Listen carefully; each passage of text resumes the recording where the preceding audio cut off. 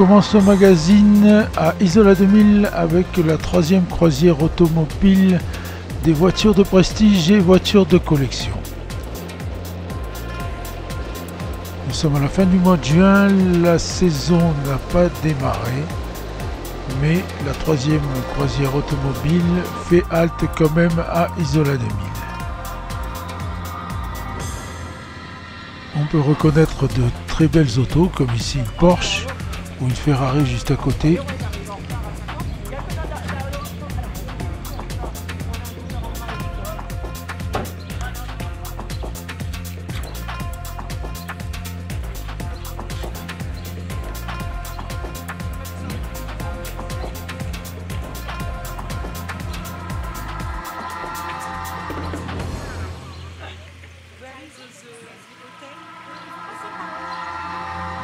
Des Alfa Romeo, des Jaguar.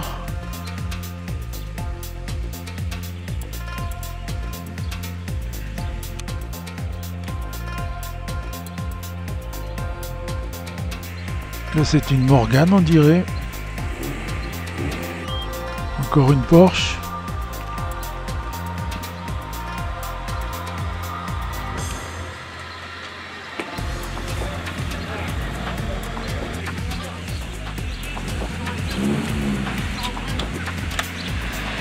C'est le rallye Cannes Soleil organisé par la ZAC de Cannes, Oui. et qui nous mène depuis Cannes jusque Cannes en passant par Isola 2000, par tous les cols de la région, le col de la Bonnette demain. On fera un petit séjour en Italie et on rentre demain soir à Cannes. On aura fait un périple d'environ 500 km dans les Alpes de Haute-Provence. D'accord, Alpes de Haute-Provence et Alpes-Maritimes quoi. Et Alpes-Maritimes, mais surtout les Alpes de Haute-Provence. On commence au Tanneron, on part du Géthénier, on ne reste pas sur la côte, c'est juste pour revenir. D'accord, et quel est le principe quelle voiture ça réunit exactement? Alors toutes les voitures de collection, qui sont donc des voitures de plus de 30 ans ou des voitures de prestige, style Ferrari, Porsche, Maserati, Aston Martin et autres. D'accord, donc vous avez une Ferrari? Qui est pratiquement de collection, oui. Et dites-moi quel modèle c'est alors? Alors c'est une Mondiale T Cabriolet. Oui, et alors elle est pas encore collection, pourquoi? Parce qu'elle est de 1992, elle sera en collection qu'en 2022, dans 5 ans. D'accord. Elle aura 30 ans à cette époque-là. Et de toute façon, une Ferrari c'est toujours de collection, enfin, c'est pas l'appellation, mais bon. Oui, c'est pas forcément l'appellation, mais ça reste des voitures exceptionnelles et d'exception effectivement. Voilà. Après, c'est le nombre de voitures, pour une Ferrari, c'est le nombre de modèles qu'il y a dans le monde, il y a des choses comme ça, vous savez oui, combien? ça compte pour la cote, et puis il y a des modèles qui sont plus ou moins appréciés des collectionneurs, des Voilà. collectionnels, effectivement. Bon, la vente avec des décapotables, c'est sympa aussi. Ah bah oui, on a un petit peu décoiffé, on n'a pas le droit, on a de la pluie aussi, mais bon, ça reste la grande folie quoi. La voiture cabriolet, ça reste toujours un grand plaisir. Bon, surtout dans la région. C'est sympa, ce rallye, vous êtes C'est content? très amusant, on est un peu fatigué parce que c'est toujours pas à fond, mais il faut respecter des moyennes qui sont pas faciles. Ah, en plus, ouais, vous avez... Qui ne sont pas très élevées, qui varient entre 40 et 50 km/h, mais dans l'école, c'est pas toujours facile, il y a de la circulation, c'est les routes ouvertes, donc c'est pas très simple. Mais c'est passionnant. Merci beaucoup. Je vous en prie.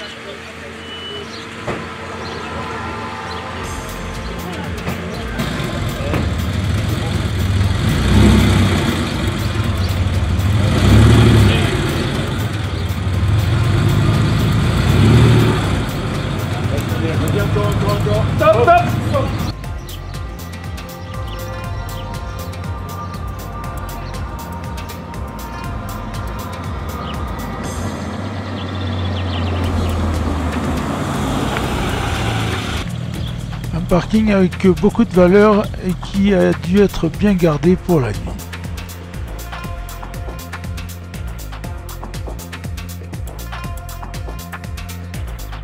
Cette fois nous sommes au Bourget le 9 juillet 2017, c'était le festin. Et pour l'occasion on inaugurait aussi la rénovation de la placette de la chapelle.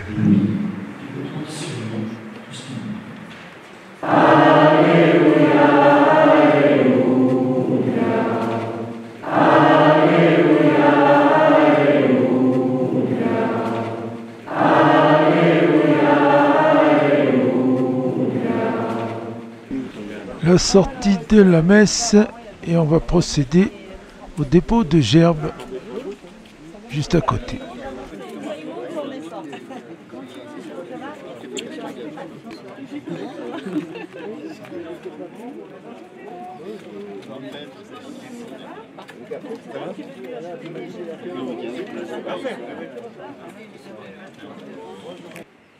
Garde à vous.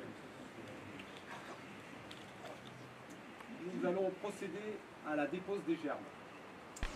La première gerbe déposée par l'adjoint au hameau Jean-Paul Rapuc, qui est une conseillère municipale.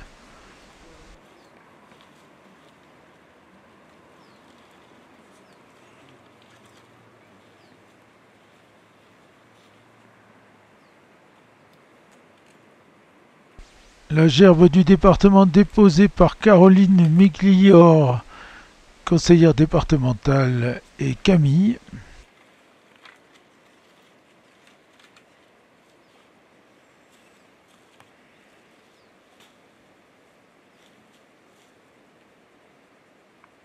Et la gerbe de la métropole déposée par Colette Fabron, maire de Saint-Étienne-Oron, et M. Donadeil, président des anciens combattants.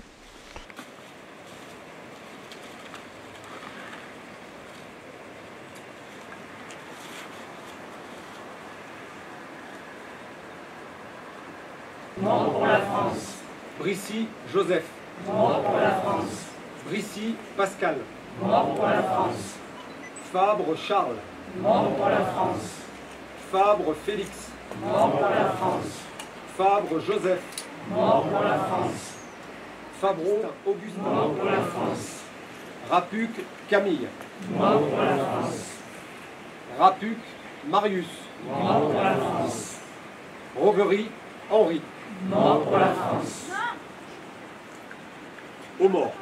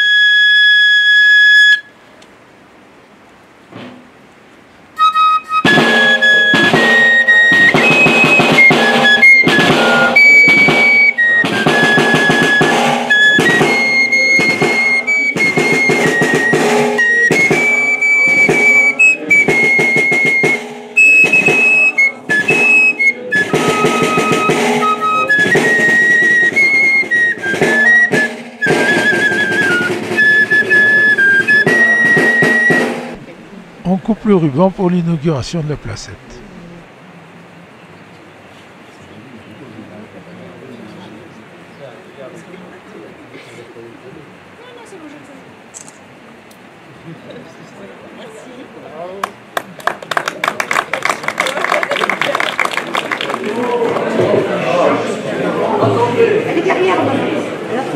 Mesdames et messieurs, bonjour. Nous voici à nouveau rassemblés pour célébrer notre traditionnelle fête patronale du Bourguet. Je vous souhaite la bienvenue et vous remercie de votre présence. Je remercie Madame le maire, Colette Fabron, et son conseil municipal, ainsi que ses services municipaux, toujours disponibles et à notre écoute, sans oublier les services de la métropole Nice-Côte d'Azur. Merci aux différentes collectivités, organismes et commerçants qui nous ont donné de nombreux lots, sans oublier bien sûr le Café Brissy pour son magnifique panier. Je ne veux pas oublier mon équipe qui m'a épaulé dans les préparatifs afin que cette tradition perdure, et le groupe Loustiaraf qui a animé nos obades ce matin.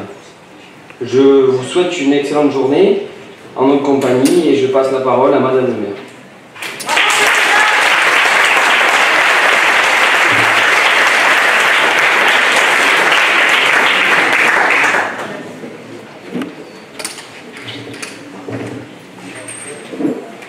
Chers amis du Bourguet, je suis très heureuse aujourd'hui de vous accueillir sur cette place du Bourguet pour notre traditionnelle fête patronale. Je voudrais tout d'abord excuser Christian Estrosi, maire de Nice, président de la métropole Nice-Côte d'Azur et président délégué de la région PACA, qui m'a chargé de le représenter ce matin, ce que je fais très volontiers. Enfin et surtout, je tiens à remercier très chaleureusement le comité des fêtes et son président Alexis Tom, ainsi que toute son équipe, pour leur dévouement, leur travail. Ces jeunes perpétuent chaque année la tradition et s'investissent pour nous faire une belle fête. Alors je voudrais vraiment du fond du cœur leur dire merci, leur dire toute notre reconnaissance et je vous demande de les applaudir. Merci, chers collègues.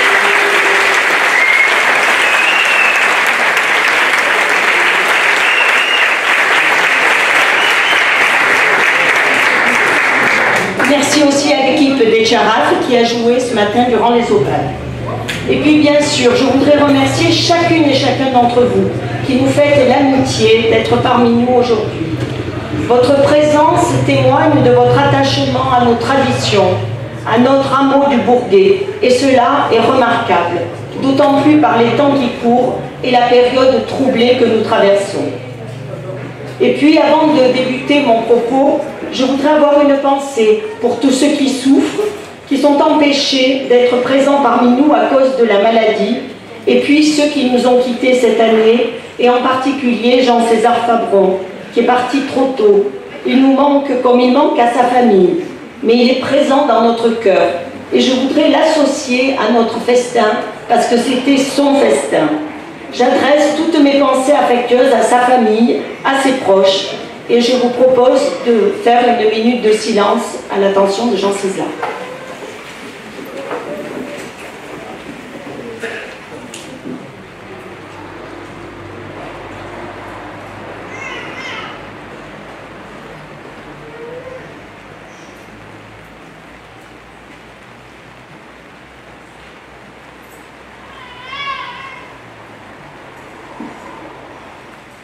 Je vous remercie.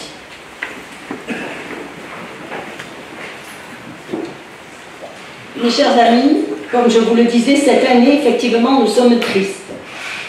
Mais je crois que nous devons continuer à avancer, à partager ces moments de convivialité et de bonheur. Aussi, c'est avec un grand plaisir que je vous retrouve ce matin, ici, dans ce hameau du Bourguet, pour la 3e fête patronale de la saison, entourée de mon conseil municipal. Et puis la fête patronale est une tradition à laquelle nous sommes tous très attachés. Et c'est toujours un moment fort dans la vie d'un village, et ceci à plusieurs titres. C'est avant tout une fête religieuse, et nous célébrons aujourd'hui notre sainte patronne, Notre-Dame des Grâces. Et je remercie le Père Nicodème pour la belle messe qu'il a célébrée, ainsi que les personnes qui se sont occupées du fleurissement et de l'entretien de notre chapelle, sans oublier nos pénitents, toujours présents à nos cérémonies. Et puis la fête patronale, c'est l'occasion de se retrouver en famille ou entre amis pour partager un moment de convivialité. Et je suis heureuse d'être ici avec vous. Enfin, la fête patronale, et c'est de tradition également, c'est l'occasion de vous faire un bilan sur les actions menées par l'équipe municipale. Depuis notre élection, nous avons eu à cœur, avec mon équipe, de réaliser les engagements que nous avions pris durant la campagne, à la fois sur le village, la station et les hameaux qui sont chers à notre cœur. Ainsi, ici, au Bourguet, comme nous nous y étions engagés, après la sécurisation de la traversée, le goudronnage du trottoir et les panneaux indicateurs de vitesse, nous avons cette année procédé au fleurissement des jardinières fixées sur la barrière métallique le long des 2 trottoirs. À la demande des usagers, un panneau a été posé également au départ de la route qui mène à l'église et qui indique désormais la nouvelle appellation de la voie, chemin de l'église. Par ailleurs, vous avez pu voir, nous avions annoncé des travaux d'enrochement et de protection des riverains. Ces travaux ont été réalisés à l'automne dernier sur une longueur de 90 mètres linéaires. Et sachez que les travaux de revêtement de la chaussée vont être réalisés d'ici une quinzaine de jours. Et puis, vous l'avez tous remarqué, cette année, les gros travaux ont consisté à la réfection du parvis de la chapelle, avec une reprise d'une partie du mur, la création d'un parapet sur toute la longueur de la placette, création également d'un réseau d'eau pluviale, et mise en valeur du monument aux morts avec des éclairages qui mettront en valeur l'église et le clocher. Les travaux ne sont pas terminés, nous allons procéder dans les quelques jours au verdissement des zones qui sont encore en terre. Ces travaux ont été financés par la commune et par le département, que je tiens à remercier ici au travers de Caroline. Alors, toujours sur le Bourguet, nous avons remis en état l'appartement de l'ancienne école communale et de ce fait, cet appartement peut être mis en location été comme hiver. Et nous remercions aussi chaleureusement Madame Isabelle Meunier qui nous a fait sa donation de l'ancien lavoir communal en amont de l'église, ce qui permet à la commune de récupérer du patrimoine. Merci à elle pour ce beau geste.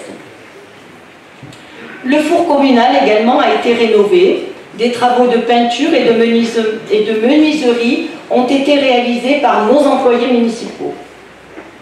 Toujours dans les hameaux, à La Rougelle, nous avons réalisé le soubassement en maçonnerie et la peinture de la chapelle. Ces travaux ont été réalisés par l'entreprise Roland et Sautier. Des travaux d'enrochement sur la route de Royat, au lieu-dit le Tolondais, sont actuellement en cours, et ceci afin de permettre l'élargissement de la route et la consolidation du talus. Je sais que ces travaux ont entraîné des contraintes d'horaire de passage pour les riverains et donc forcément occasionné une gêne. Mais ces fermetures étaient indispensables au bon déroulement du chantier. Alors je voudrais vous remercier aujourd'hui pour votre tolérance. Un mot sur la déviation du Chalanchier. Vous savez qu'elle est très demandée par les riverains car elle va assurer une sécurité incontestable. Les travaux de terrassement sont terminés. Nous avons profité des travaux de terrassement sur la station de Rompt pour entreposer ces matériaux et ceci gratuitement. Désormais, nous allons faire chiffrer le revêtement de cette voie et partir en demande de subvention pour le financement. Dernièrement aussi au Chalanchier, il y a eu des travaux d'amélioration de l'irrigation au niveau du captage du quartier Cougnier-Durand, les matériaux nécessaires ayant été transportés par héliportage. Un mot sur le pont du Pré du Loup. Là, les travaux ont été chiffrés et ces travaux s'élèvent à un montant de 350 000 €. Donc, vous comprendrez que, compte tenu de ce montant élevé, le projet de réhabilitation soit quelque peu reporté. Nous n'abandonnons pas, mais il y a des priorités et pour l'instant, c'est vrai que nous l'avons mis en priorité numéro 2. Sur le village, maintenant, vous avez pu tous constater l'embellissement de l'entrée de Saint-Étienne, notre petite capitale. Et je voudrais remercier Christian Estrosi. Ces travaux ont été réalisés avec un financement croisé, commune et métropole. Très prochainement, nous allons, comme je vous l'avais dit, commencer les travaux de réhabilitation de la salle des fêtes, début juillet.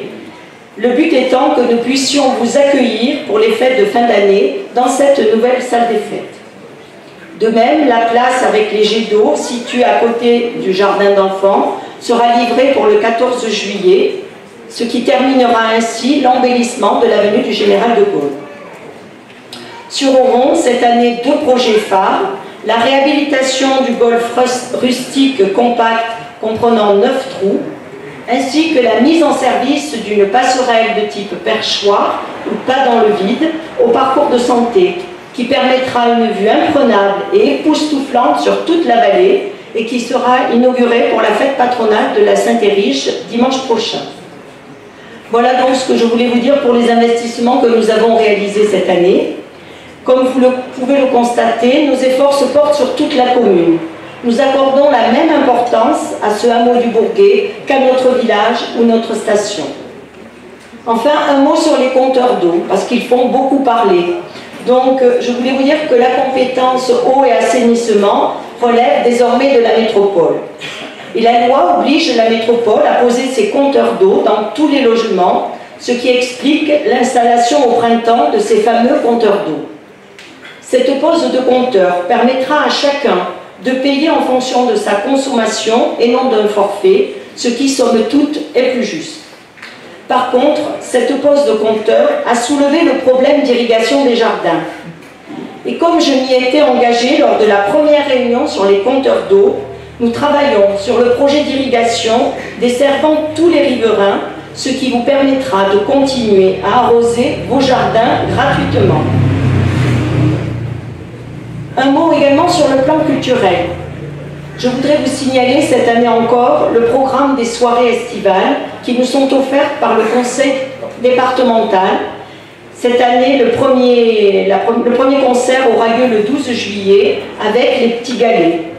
Sachez donc que nous sommes vraiment gâtés et nous avons cette année également un festival des mots et nous recevrons Richard Boringer. Alors encore merci Caroline. Et puis à noter également le 14 août, le concert de Chimène Badi à Saint-Étienne-de-Tinée et le 17 août, la venue d'un groupe folklorique offert par la région dans le cadre du Festival international de folklore à Nice. Vous le constaterez, le programme été est riche et varié et nous vous permettra de passer un bel été et je vous invite à venir nombreux et profiter de toutes ces manifestations. Voilà mes chers amis ce que je souhaitais vous dire ce matin. Soyez assurés que nous poursuivons nos efforts pour mener des actions qui améliorent votre quotidien et préservent votre environnement. De même, sachez que tous les services de la commune, avec Bertrand Fouque, notre directeur général des services, Serge Emery et Mathieu Giraud, la métropole, avec Jean-Marie Fabron et Serge Rapuc, sont à vos côtés pour vous écouter, vous aider. Et j'en profite pour les remercier de leur engagement à mes côtés, tout comme je remercie mon conseil municipal, les équipes de la mairie, également les équipes de l'office de tourisme sous la direction de Michel Guyot. Et je voudrais ce matin remercier tout particulièrement Jean-Paul, qui est mon adjoint au hameau. Il est proche de vous et je sais que vous l'abordez facilement. Et d'ailleurs, il se fait le porte-parole de vos attentes et vous avez vu qu'il obtient beaucoup de choses. Vous avez pu le constater ce matin. La liste est longue pour les hameaux. Alors je pense qu'il mérite vraiment une ovation de votre part.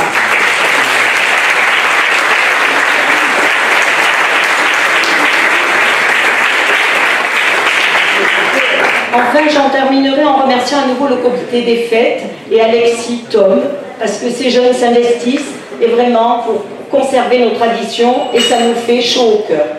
De même, je voudrais vous remercier vous tous pour votre présence, toujours aussi fidèle. Je vous souhaite à tous une excellente fête, une excellente saison et je vous assure de tout mon dévouement et de toute mon affection. Je vous remercie.